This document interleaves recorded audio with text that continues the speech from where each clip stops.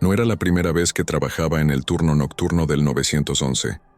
Había recibido todo tipo de llamadas, pero ninguna como la que estaba a punto de atender.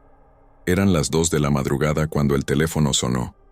Contesté con la voz firme, aunque en el fondo sentía un ligero cansancio acumulado. Al otro lado de la línea, solo se escuchaba una respiración entrecortada. Intenté calmar a la persona. 911. ¿Cuál es su emergencia?, pregunté. La respiración se intensificó y por fin escuché una voz. Era una mujer. Su tono era bajo y tembloroso, casi susurrante. Hay alguien en mi casa», dijo. Inmediatamente le pedí que mantuviera la calma y me diera su dirección. La voz de la mujer comenzó a sonar más aterrada. «No sé dónde estoy. Esta no es mi casa». Eso me puso en alerta. Le pregunté si había sido secuestrada o si estaba herida, pero la mujer solo repetía que no sabía dónde estaba y que no reconocía el lugar. Intenté que describiera el entorno, cualquier cosa que pudiera darme una pista de su ubicación, pero solo decía que estaba en una casa vieja, con muebles cubiertos de polvo y paredes descascaradas. De repente, la llamada se cortó. Intenté rastrear el número, pero no había ninguna información útil. Todo lo que sabía es que la llamada venía de algún lugar remoto. Llamé a un patrullero cercano para que investigara, pero sin una dirección precisa, no era mucho lo que podían hacer. A la mañana siguiente, uno de los oficiales me llamó. Me dijo que habían encontrado una casa abandonada en las afueras de la ciudad, muy similar a la que había descrito la mujer. Decidieron investigar. Cuando entraron, el aire estaba cargado de polvo y un olor a humedad invadía el lugar. La casa estaba vacía, pero en el suelo encontraron un teléfono móvil antiguo. Al revisarlo, vieron que la última llamada había sido hecha al 911 a las 2 de la madrugada. Lo más extraño es que esa casa había estado deshabitada durante décadas. Al día siguiente, me presenté en la estación para revisar los registros. Había algo que no podía sacarme de la cabeza. Al revisar los archivos antiguos, encontré algo perturbador. Hace 20 años, una mujer había desaparecido en circunstancias misteriosas. Su nombre era Elena, y la última vez que fue vista, según los reportes, estaba entrando en esa misma casa abandonada. Las coincidencias eran demasiadas. Me quedé mirando el informe durante lo que pareció una eternidad. Elena nunca fue encontrada. La casa, desde entonces, había sido considerada maldita, y nadie en su sano juicio se atrevía a acercarse. No podía dejar de pensar en la voz de esa mujer, en su desesperación. ¿Era posible que, de alguna manera, ella aún estuviera allí, atrapada entre este mundo y el otro? Decidí dejar el caso tal cual estaba, sin más investigaciones. Algunas cosas es mejor no desenterrarlas. Desde esa noche, nunca volví a trabajar en el turno nocturno.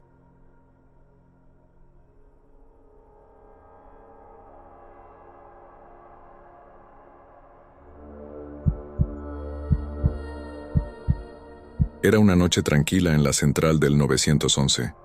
Las llamadas habituales de emergencias menores estaban a la orden del día.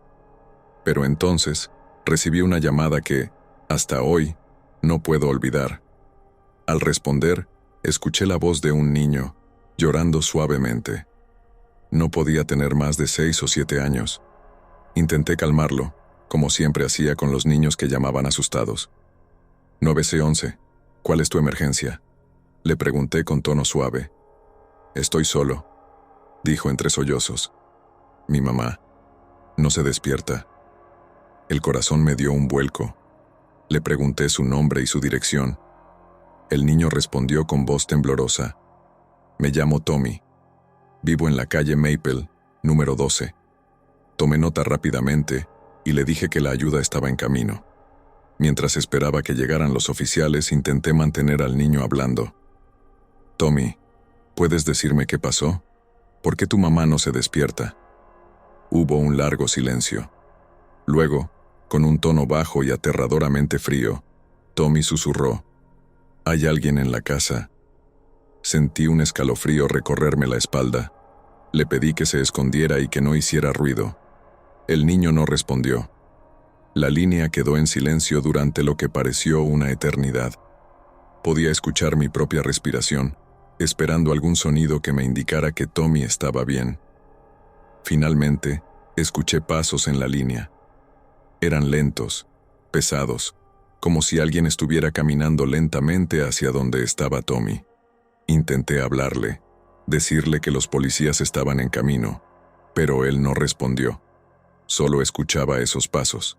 Y entonces, la llamada se cortó. Inmediatamente contacté a la patrulla asignada, rogando que llegaran a tiempo.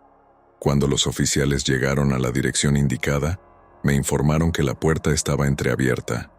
Entraron con cautela y encontraron a una mujer en la sala, tendida en el suelo, sin vida. Parecía que había estado muerta durante varias horas. Lo más inquietante fue que, después de revisar toda la casa, no encontraron a ningún niño. No había señales de Tommy. Los oficiales hicieron una búsqueda completa por el vecindario, pero no había rastro de él. Revisaron los registros de la casa y descubrieron que la mujer vivía sola. No tenía hijos. Cuando les pregunté sobre la llamada, me dijeron que en la casa encontraron un teléfono descolgado, pero no había rastro de que se hubiera hecho ninguna llamada esa noche.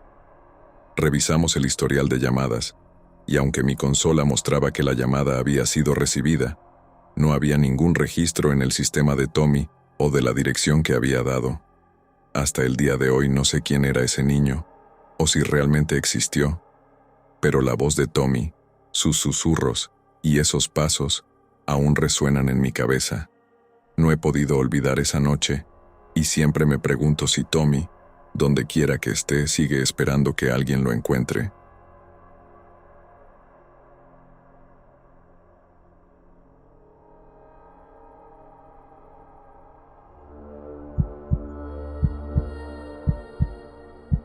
Era una noche oscura y tormentosa cuando recibí la llamada. La lluvia golpeaba con fuerza contra las ventanas de la central, creando un ruido constante que hacía difícil concentrarse. El teléfono sonó, y al contestar, escuché una voz masculina, alterada y jadeante. «¡Ayuda! ¡Hay alguien! ¡Hay alguien en la carretera!», dijo con desesperación. Intenté calmarlo y le pedí que me explicara la situación. El hombre, que parecía estar conduciendo, comenzó a hablar más rápido. «Estoy en la carretera 22, justo antes de llegar al viejo puente. Hay un hombre, está en medio de la carretera, pero no es normal». Su voz temblaba. «Lo esquivé, pero, Dios, lo vi en el retrovisor. Está siguiéndome». Le pedí que mantuviera la calma y que no se detuviera. Le dije que me diera su ubicación exacta para enviar ayuda, pero él continuó hablando, más asustado. «No lo entiendes. No es humano», dijo, y su voz se volvió casi inaudible. Su cara no tiene ojos, solo agujeros. En ese momento, escuché un fuerte chirrido en la línea, como si el hombre hubiera frenado de golpe. Luego, silencio. Lo llamé repetidamente, pero no obtuve respuesta. Los oficiales llegaron al lugar que había indicado unos minutos después. Encontraron el coche del hombre al borde de la carretera, pero estaba vacío. No había rastro de él, ni de ninguna otra persona en los alrededores. El coche estaba en perfecto estado, sin signos de que hubiera tenido un accidente o de que hubiera sido forzado. Sin embargo, en el asiento del conductor, encontraron algo que me heló la sangre cuando me lo dijeron. Había marcas de dedos en el volante, pero no eran normales. Eran alargadas, delgadas, casi como si fueran de una criatura. Las autoridades nunca encontraron al hombre que llamó esa noche. La carretera 22 es conocida por sus leyendas, muchas de ellas sobre apariciones fantasmales y figuras extrañas en la carretera. Pero lo que más me perturba es la voz del hombre. Nunca olvidaré el terror en sus palabras cuando describió esa figura. Desde entonces, evito conducir por la carretera 22, especialmente en noches lluviosas.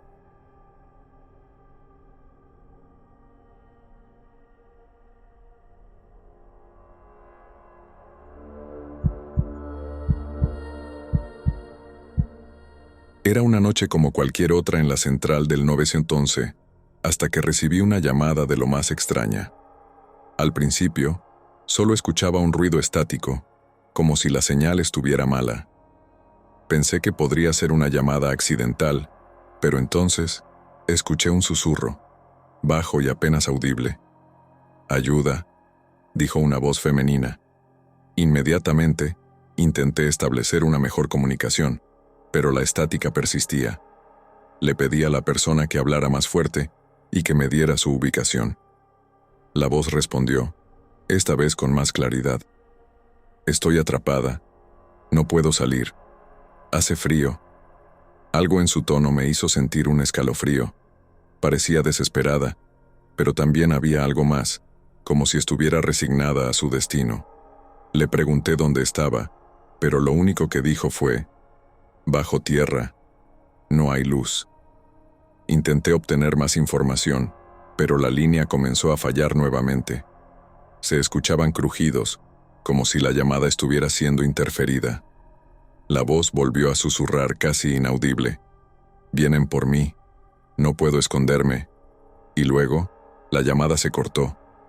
Inmediatamente, intenté rastrear la llamada, pero no tenía origen.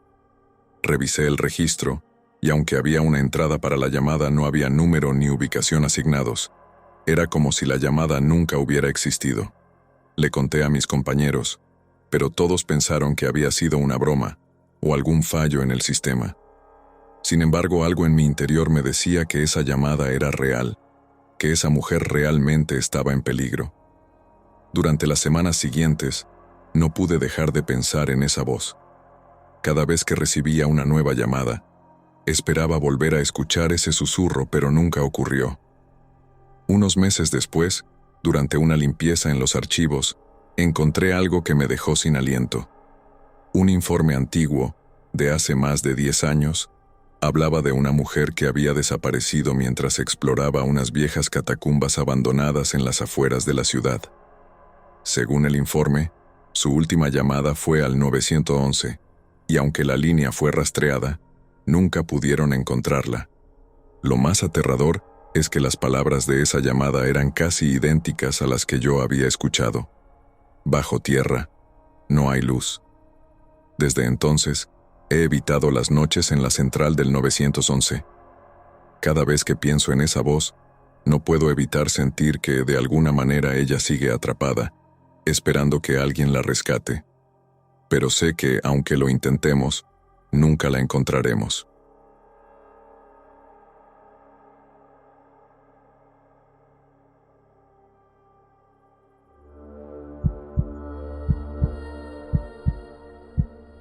Era mi tercera semana trabajando en el centro de llamadas del 911, y aunque ya me estaba acostumbrando al ritmo del trabajo, siempre me mantenía alerta.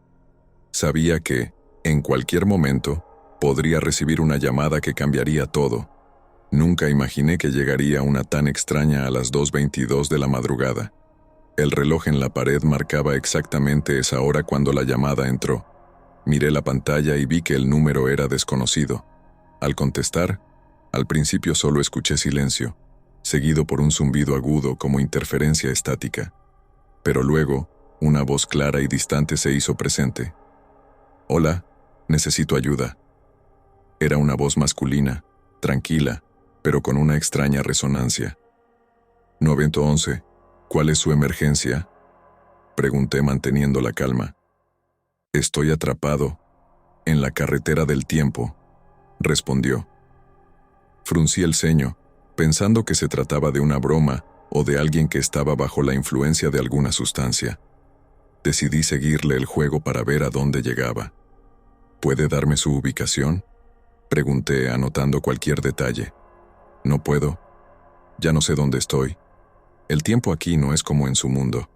Es 1932, pero también es 2024. Estoy atrapado entre los años». Esto me desconcertó. Su voz no parecía la de alguien que estuviera bromeando, pero lo que decía no tenía sentido. Intenté redirigir la conversación. «¿Hay algo a tu alrededor que puedas describir? ¿Algún punto de referencia?» «Estoy en una carretera desierta. Hay un viejo auto junto a mí, Un Ford modelo A. La luna está llena, pero cambia. A veces es nueva.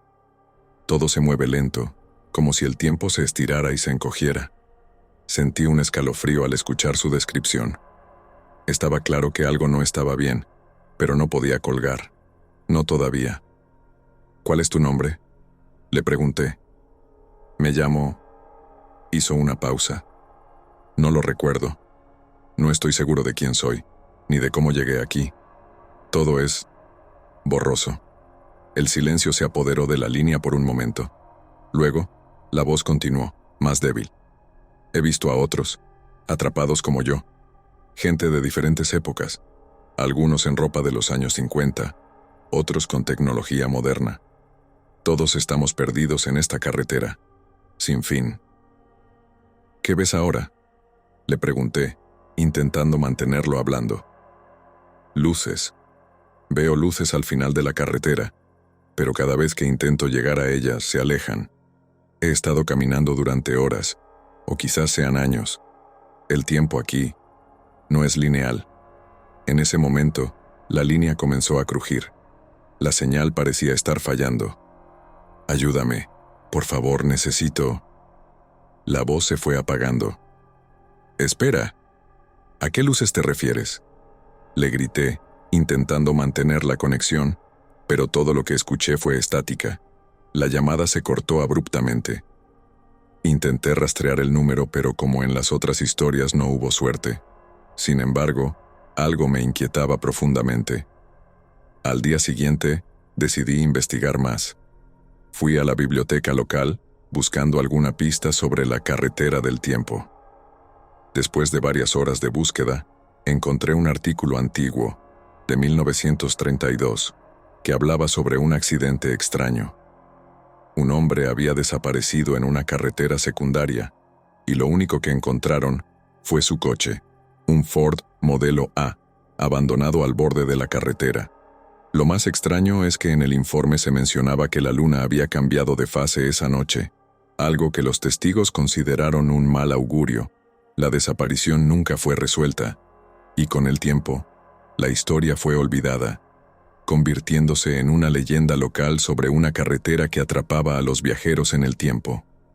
Esa noche, me senté en mi escritorio, mirando fijamente el reloj.